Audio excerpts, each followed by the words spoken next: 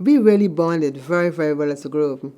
I have to give President DeJoya accolades because he ultimately selected the people, and he perhaps consulted with colleagues around campus as who they thought would be good to be in a group.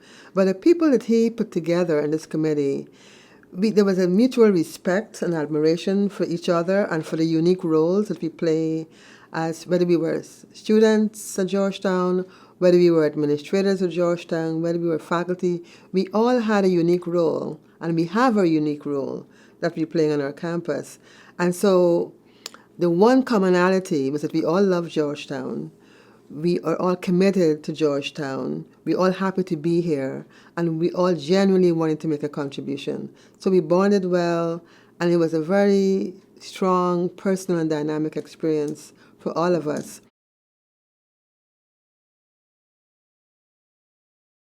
What I would like for them to know is the diversity of the diversity of the individuals that have been in the group, not just diversity in terms of race and ethnicity, but in terms of the disciplines that we represented, in terms of the roles that we play on our campus.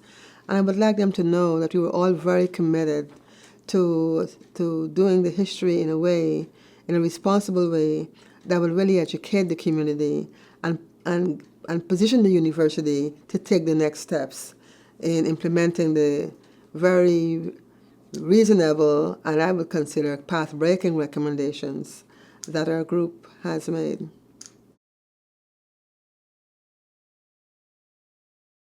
I believe so. And people really listened to each other.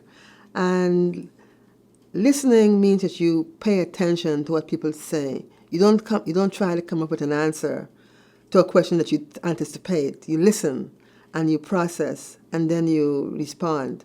And people did that, and very respectfully and very thoughtfully. And so there were those moments that we were grappling with, should we have this recommendation versus another? But even at those points when there might have been a different perspective, people were respectful in understanding and appreciating. And after all, we are an academic institution, and we recognize that people are going to have different point of views, and it's important for us to appreciate them and to give the other individual an opportunity to voice that. So there was a mutual respect there as we listened and learned from one another as we were going through this process. What I would like is for people to really read the report. And my fantasy is that faculty will read the report. And now that we have a diversity requirement that's being implemented this fall, I really do hope that faculty take advantage of that and expose their students to that history.